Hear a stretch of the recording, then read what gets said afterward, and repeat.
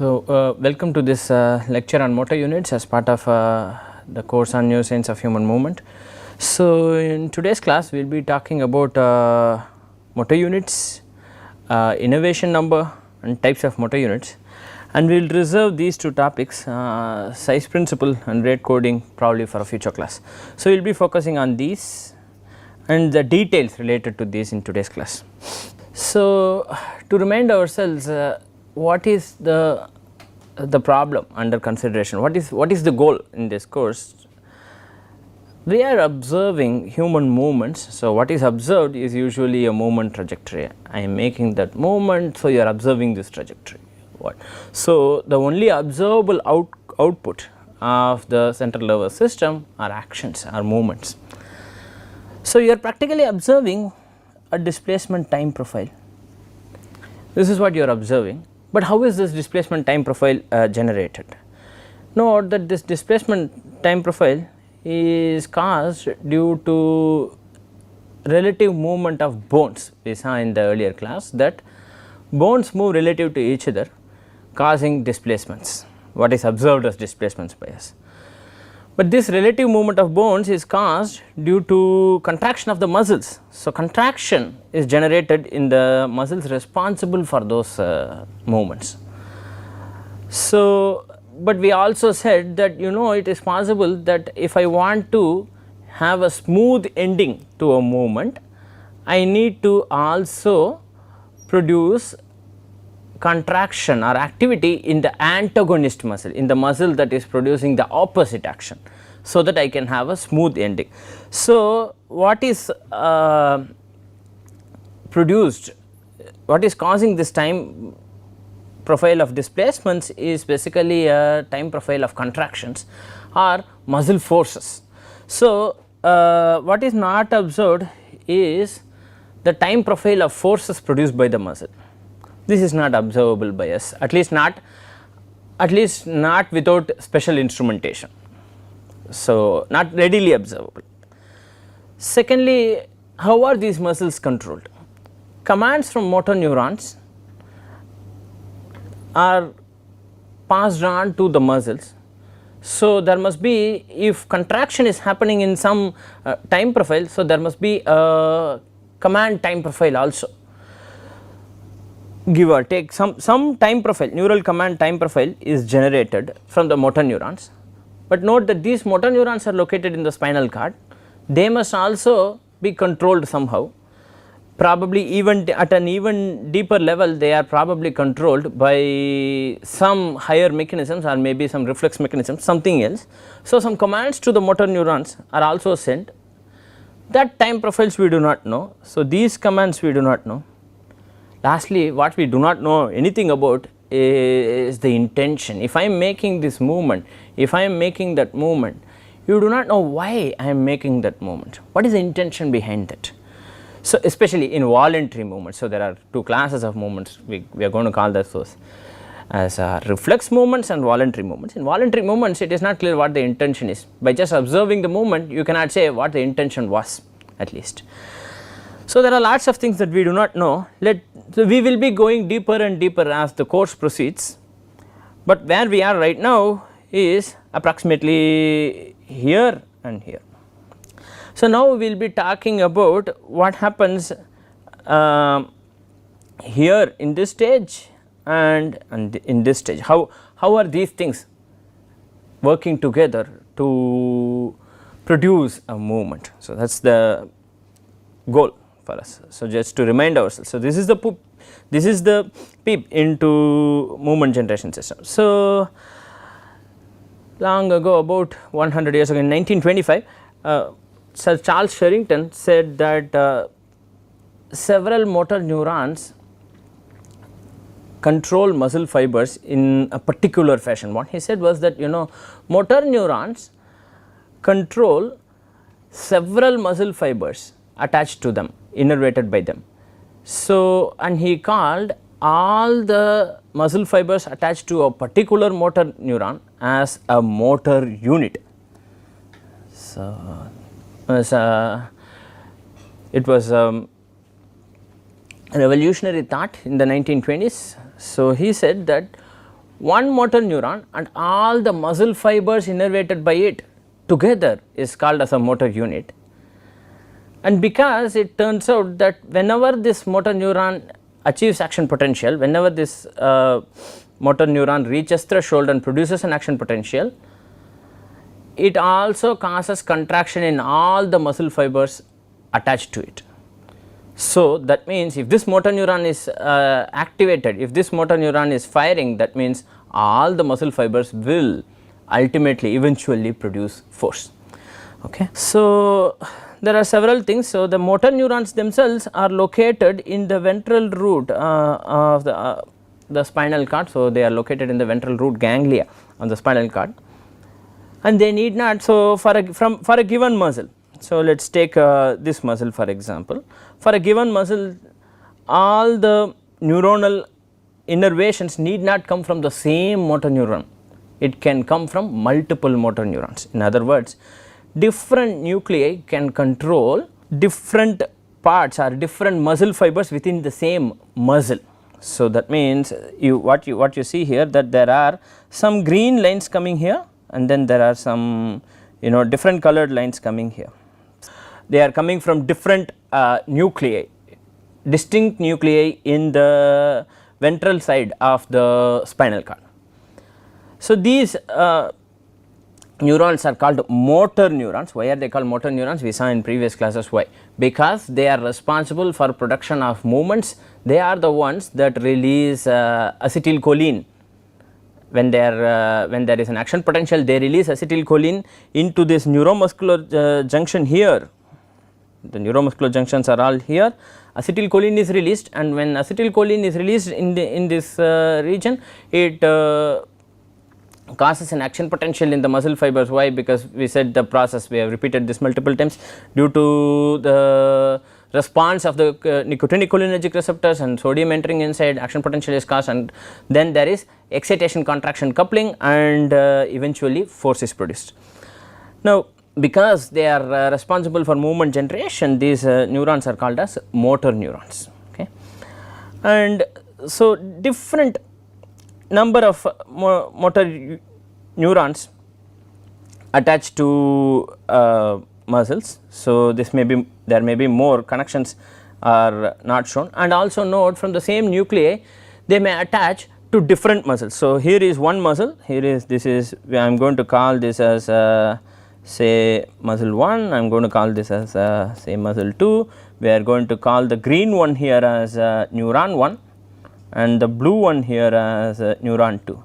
Note, there is not any one to one relationship between M1, M2 and N1, N2.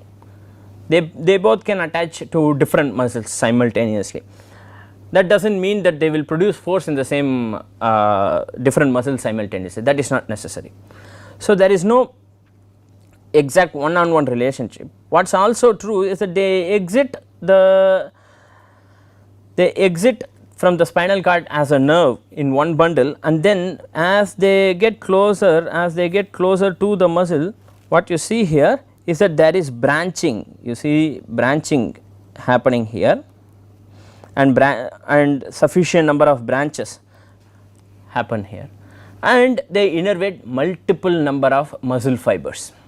And it turns out there is also not necessarily any topographical arrangement of motor unit versus muscle fibers. In other words, usually in the usual case, muscle fibers innervated by different motor units are found to be neighbors to each other.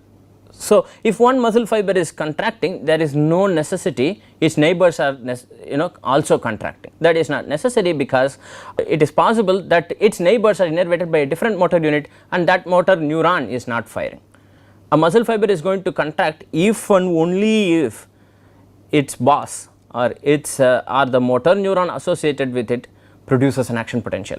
At other times, it is not going to contract, or it is not going to produce an action potential. So, the neighboring muscle fibers may belong to different motor units, that is one.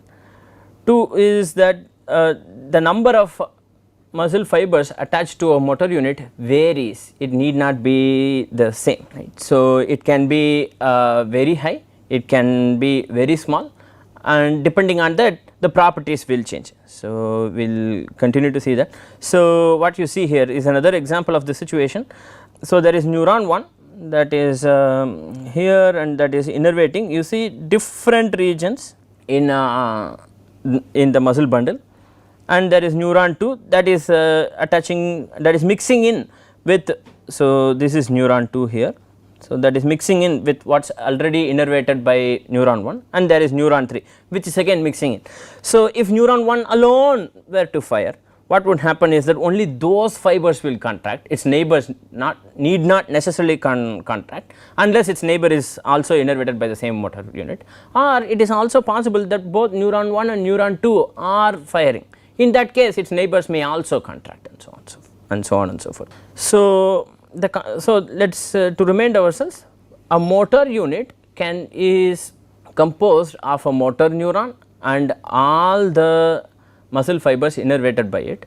One motor neuron can innervate multiple muscle fibers. However, if you take a muscle fiber, it is going to be innervated only by one motor unit, one motor neuron. So, that means that a one to many relationship between motor neuron and muscle fibers. A given muscle fiber receives information or command from only one motor neuron. So, whenever that motor neuron is giving the command, the response by the muscle fiber is obligatory. It does not have the response, it does not have the power to say no, I am not going to contract, sorry, I am receiving conflicting commands. No, there is only a single commander for a muscle fiber. From the muscle fiber point of view, for each muscle fiber there is only one motor neuron that is commanding it, but one motor neuron can command multiple muscle fibers simultaneously, and whenever it fires, all the muscle fibers attached to it also fire. This is comparable to the situation in the class today. Now, you are all here, I am teaching to all of you, I can be considered to be the motor neuron. You are all taking in some sense say a lesson from me or a command from me. So, that means that I am the teacher, there are like 10 of you here, approximately 10 of you here. All of you receive command only from me, but I can teach to 10 of you. So, that is the relationship. Of course, the relationship is obligatory in the muscle sense. So, whenever I give an assignment, you must do it if it is a graded assignment. You do not have the choice of not doing it. That response is obligatory, or the neuromuscular junction or the neuromuscular synapse is an obligatory synapse. Every time the motor neuron fires, the muscle fiber must fire. If it does not fire, then it is a disease. We saw and listed the diseases of the neuromuscular junction in the previous classes. So, what else? We said that different number of muscle fibers may be innervated by a motor neuron. This number can vary between as small as 5 to as high as 2000. So, what does this mean? If you assume that all muscle fibers produce approximately the same force, this is a wrong assumption. In reality, this is not true. Different muscle fibers produce different amounts of force, but for the purpose of this discussion alone, let us assume that any given muscle fiber under consideration for the purpose of this class alone produces the same force. Then if I have a motor neuron that innervates 5 muscle fibers, say x amount of force is produced by each muscle fiber, then I have a particular case where the innervation number can be as small as 5. That means 5 muscle fibers are innervated by a single motor neuron, and when that motor neuron is firing, how much force is going to be produced? 5x, is it not? Because I said x amount of x Newton or x millinewton force is going to be produced by a muscle fiber. Of course, I am assuming all muscle fibers produce equal force. For the purpose of discussion, this is not true. And it is also possible that this number may vary, it can be 10, or in the big muscles of the leg it can be as high as 1900 or approximately 2000. In that case, so what will be the force that will be produced? That will be 1934x. So, it is possible to vary the amount of force produced by choosing the right motor unit, the right motor neuron. If you choose a motor neuron that is connected only to 5 muscle fibers, the total force that is going to be produced will be approximately 5x. Actually this is not exactly equal to 5x, this will be approximately 5x. Why? Because all the muscle fibers attached to motor neuron reach action potential at approximately the same times, and they undergo excitation contraction coupling at approximately the same time. So that means for their forces to sum, we said that the sarcomere force production, when we discuss the sarcomere force production, we said that forces are summed in series within myofibril and in parallel across myofibrils. This is what we said. So within a fiber, for, and if force has to be added across multiple fibers, then there has to be phase agreement, or in some sense they all have to produce force at approximately the same times. If the forces are not in sync or they are out of phase, then it is possible that the forces may not sum. The time at which it reaches is only approximately the same. So the force summation is also only approximately true. So this 5x and 1934x is approximately true. So in general, why have this arrangement? That is a question. Why? Because it is necessary for me from time to time to produce forces with precise control. There are times when we as humans need to manipulate objects with precise control.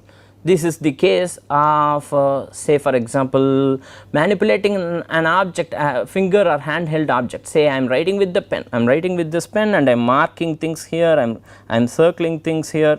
Things like that involve precise control of forces with my fingers. So that means I am more interested in the fineness of control. So in such cases I am going to use motor neurons that innervate a smaller number of fibers, or there are cases when I need to produce a relatively large amount of force. For example, when I am standing, even during quiet standing. So when I am standing, my body weight is supported by the muscles responsible for posture maintenance. So although it might appear like standing is a passive activity, it is not. There must be some forces that must be produced to ensure that I do not fall down. So posture is maintained by active processes, or when I am walking, or when I am jogging, or when I am say running or sprinting. In such cases the amount of force that needs to be produced increases tremendously. Sometimes the amount of force that needs to be produced can be several thousands of newtons. So there are cases when I need to produce few newtons or less than a newton amount of force to manipulate objects with the fingertips, and there are cases when I need to produce several thousands of newtons or kilonewtons of forces from time to time. These are distributed, of course these are in different limbs. So I am talking about hands and legs, but there are different cases. So when I need to produce a large amount of force, I could choose this motor unit that produces that amount of force. In general, the higher the innervation number, so which is approximately 2000, the higher is the force, but that also comes at a cost. The control is less precise. I cannot control this very precisely. If I am saying I need very precise control, the amount of force produced is going to be small. So there is a compromise, there is a trade off.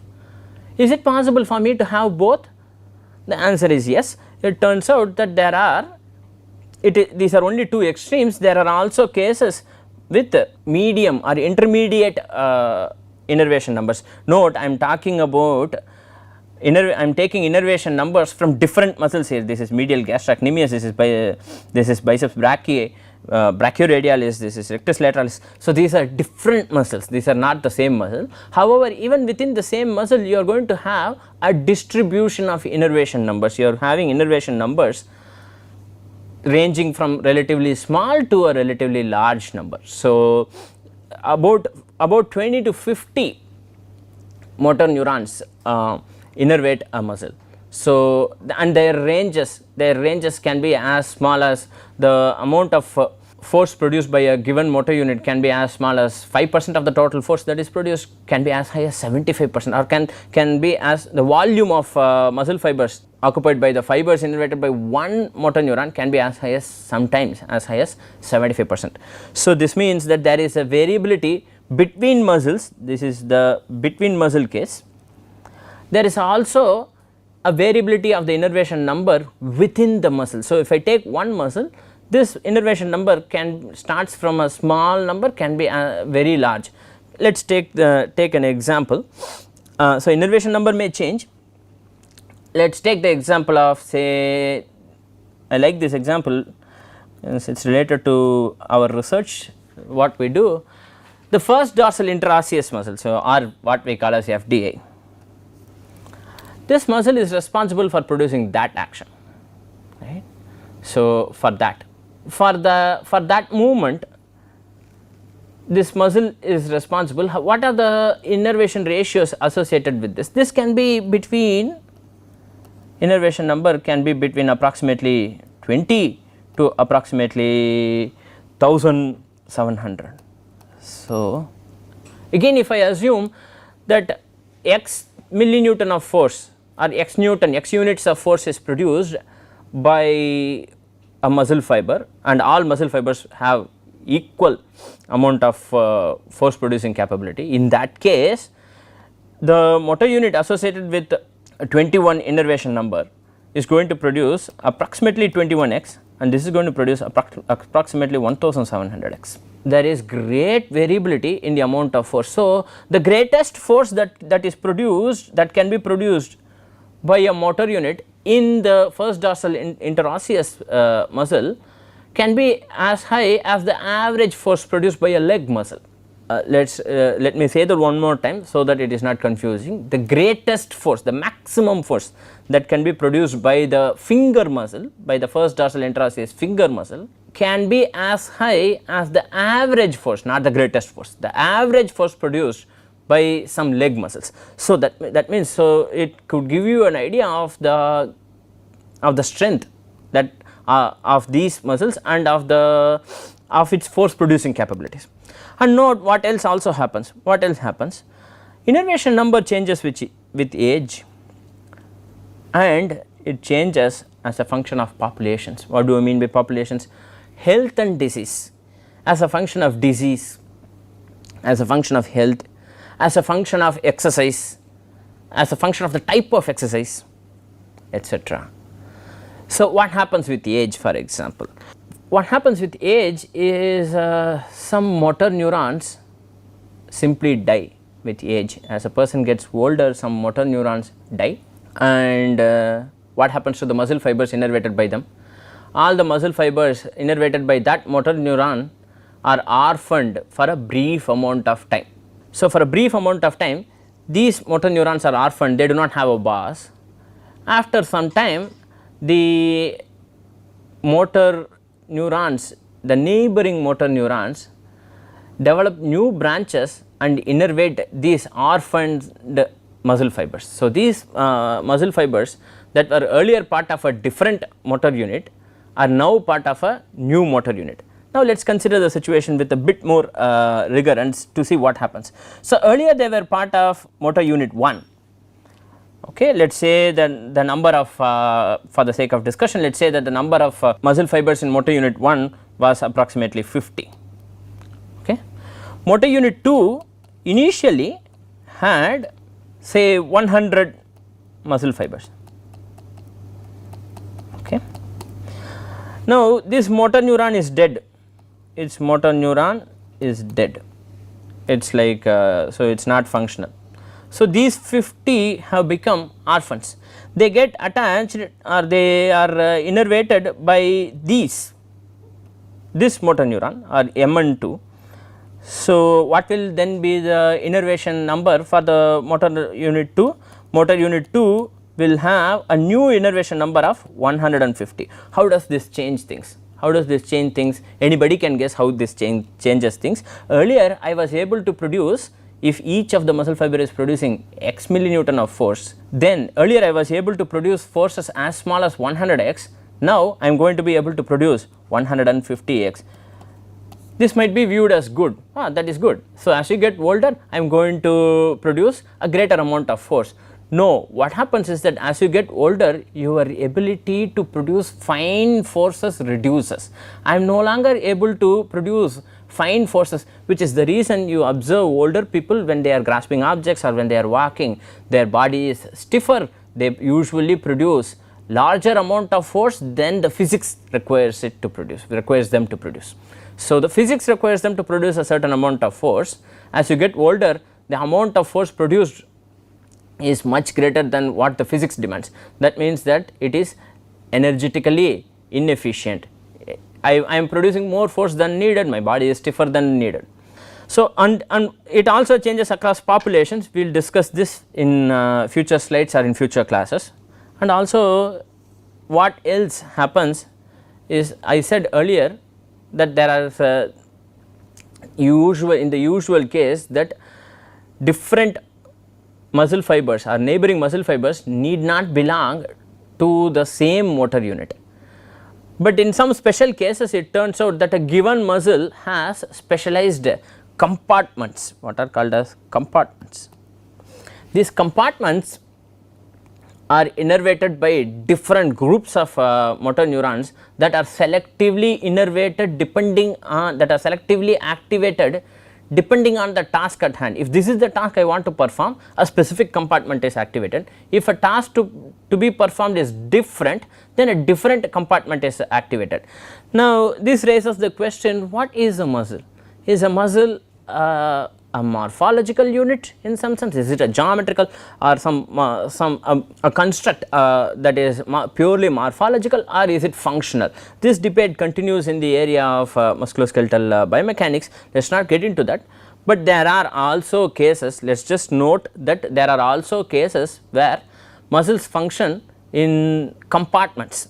The best example is once again the muscles associated with the hand function. So, these are called the extrinsic muscles of the hand that have long tendons going and attaching to different fingers. They are all present, they are housed in the forearm, but the force produced is on the fingers. They have relatively long tendons that go through this. These muscles it has been shown that these muscles have compartments. So, and they are activated depending on which finger needs to be activated, which is the reason in humans especially we are having relatively more independent finger movements when compared with other animals usually, and this also changes as. So, there are different properties of motor units. These properties are the speed of contraction, the maximum force that can be produced by a motor unit, and the fatigability of this. There are some correlations between these properties, we will see them one by one. We said in the previous class what is a twitch force. So, one stimulus is arriving, force is produced, and if another stimulus is arriving before the stimulus could relax, the force adds up and keeps on adding up like that. If the stimulus train is fast enough such as that, it produces relatively smooth and constant, what is appreciably constant when compared with the previous cases. We call that as the smooth tetanus or tetanic contraction.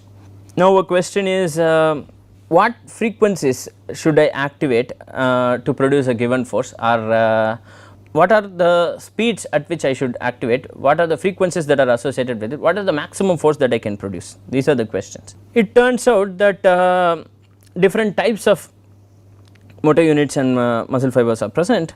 So, in the case of there are two extreme cases, we will consider two extreme cases. Let us consider the case of the fast twitch. In this case, it turns out that the force produced is something, say about 100 millinewton, say for example, that is produced in about say 30 to 40, say about 40 milliseconds. In the slow case, a slightly different force profile is produced. This is 40 milliseconds. However, the amount of force produced is of the order of few millinewtons. So, that means the fast twitch fibers can produce relatively large amounts of forces in relatively brief periods, but the slow twitch fibers produce small amounts of forces. Okay. So, also note the scales here. So, this is about 125 millinewtons produced by these fibers, and this is about 500 millinewtons that are produced by these fibers. And so, as the frequency of firing increases, one would say as the frequency of firing increases from 46 to 56 to 60 to 100. So, as the frequency of firing increases, what you see is that the force increases. So, as the frequency increases, the force increases. There is a relatively good agreement in that. This is 46, this is 56, this is 60, and that is like 100. So, that is true also in the fast twitch fibers. So, this is in the case of slow twitch. This is also true in the fast twitch fibers, except that the force produced is much greater. It's about 500 millinewton, here it's about 100. So, the scales are different. Please note that. Also the time scale is different. Here this is 400 milliseconds and this is 200 milliseconds. So, that amount of force in the fast twitch fiber is produced in a smaller amount of time. This smaller amount of force is produced in a greater amount of time. So, that means these are two extreme cases we have taken, and we have obviously we have conveniently taken the two extreme cases that are required. There are cases in between. Let us consider where these would be useful. Are there times when I would like to produce relatively small amounts of forces for relatively long periods of time? The answer is yes. This is the case of endurance sports, for example. I need to produce small or relatively sustained amounts of force or sustained amount of activation to finish running several tens of kilometers in the case of a marathon, for example. So, it is not expected, and it would not be fair to expect for us the muscle structure and the control and the training method between an endurance athlete, between a marathon runner and say a sprinter, between Usain Bolt, who is a sprinter. He runs 100 meters in less than 10 seconds. So, if he is running 100 meters in less than 10 seconds, what are the odds that this person is actually going to be able to complete a marathon? The truth is that this person will find it very difficult to complete a marathon, despite the fact that he is actually a Olympic level sprinter. He is suited for this sort of explosive force production. He has more of these motor units, those motor units that produce large amounts of force in relatively brief periods of time. The training, the composition, and what is the best composition? Actually, the best thing is a mix of two, is it not? So, in real life there are going to be situations where you are demanded to produce relatively small amounts of forces for relatively long periods of time, relatively large amounts of forces for relatively small periods of time, and everything in between. There are going to be cases when you are going to need an intermediate amount of force to be produced for an intermediate amount of time. So, a healthy mix of all these things is required. The point here is that there are these two extreme cases that in which these motor units can come in, and this varies as a function of stimulation frequencies, this varies as a function of motor unit properties. And what else? The peak force that is produced is a function of stimulation frequency, we said that. So, in the case of fast motor unit, if you take, what happens is that as you increase the frequency, the amount of force that is produced increases in a very high to a very high level, can be as high as what 400 to 500 millinewtons. So, but that does not happen in a slow motor unit. So, in a slow motor unit, after some time this curve saturates, and that happens at about 100 to 125 millinewtons. Even as I keep increasing the frequency of firing, even as I keep increasing the stimulation frequency, the output is not going to greatly increase in the slow case, but is going to greatly increase in the fast case. Here the colors are mixed up. Here we are calling the blue color as slow and the red color as fast, but note the difference. This is peak force, absolute peak force. Here the y axis is normalized by the maximum peak force. What does this tell us is this is the percentage of maximum of peak force that can be produced by a given motor unit. So, if I keep stimulating, what happens is the motor unit that is responsible for that is slow and the motor unit that is fast reach at different rates, and they will peak out at a particular frequency. They will reach out at a particular frequency. Note the differences. What is the difference? These two are probably produced, these two curves, this curve and this curve are produced probably from the same data, yet you are going to have a difference in what is slow and what is fast, which curve is appearing on top and which curve is appearing in the bottom. The reason is we are normalizing it by the maximum force that is produced. And we said there are different types of this, we classified only 2, but actually there are more than 2. Those cases that are those units that are slow, that are oxidative, these are extremely fatigue resistant.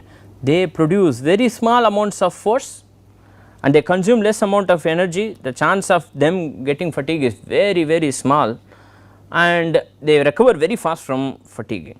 These are the motor units that are recruited, these are the fibers that are recruited during walking, say for example. And then if let us say that I am interested in brisk walking, faster walking, there is a difference, there is a gradation.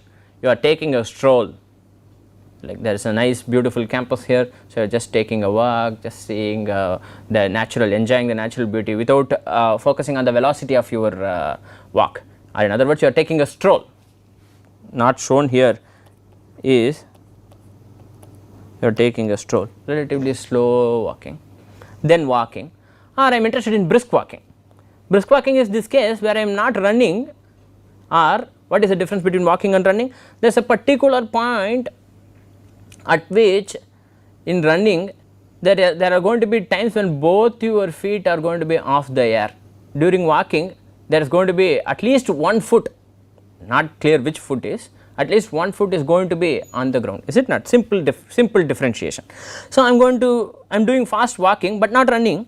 In that case I will be recruiting more of this type, which is going to produce relatively fast, they are relatively fast, they are still fatigue resistant, and then I am jogging. In this case I am actually engaging in running but relatively slow running, is it not? In that case there is going to be a mix of oxidative processes and glycolytic processes. So, there is going to be a mix of aerobic respiration and anaerobic respiration. There is going to be fast units that are recruited, and these fibers are of intermediate fatigability. The amount of force produced varies, right, keeps increasing in that direction. The amount of energy expended keeps increasing in that direction. The chance of fatigue keeps increasing in that direction. The chance of recovery keeps decreasing in that direction. As I am proceeding from slow to fast, the chance of recovery from fatigue reduces, the chance that I am going to get fatigued increases, goes up, and the chance that I am spending more energy and producing more force increases. And I can keep doing this. I can sprint. If a person is sprinting or engaging in or weightlifting or so doing something like that, in such cases the process is purely anaerobic. It does not involve aerobic process, it does not involve oxidative processes, it only recruits fast fibers and is highly fatigable. I cannot lift a 100 kg mass and keep it and sustain it for a very long time. Nobody can do that. First of all, I cannot lift a 100 kg weight, but let us say that I am able to lift it. It is not like I am going to be able to do that for a very long time. We saw in previous class that I am also not going to be able to lift it very quickly. I can lift a relatively light object very fast, that is a relationship between velocity and force requirement.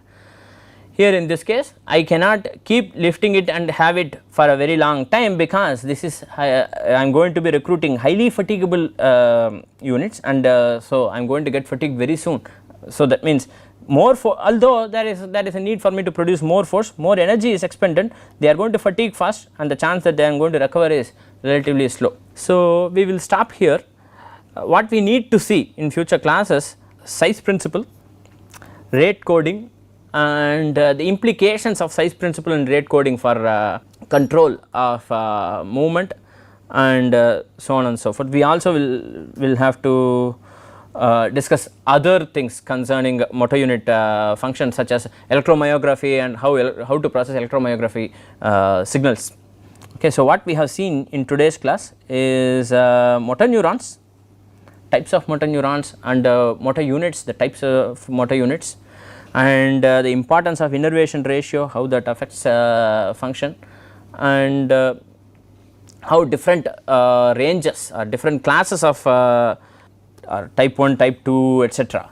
classes of units or fibers can lead to different function. So, with this we come to the end of this class. Thank you very much.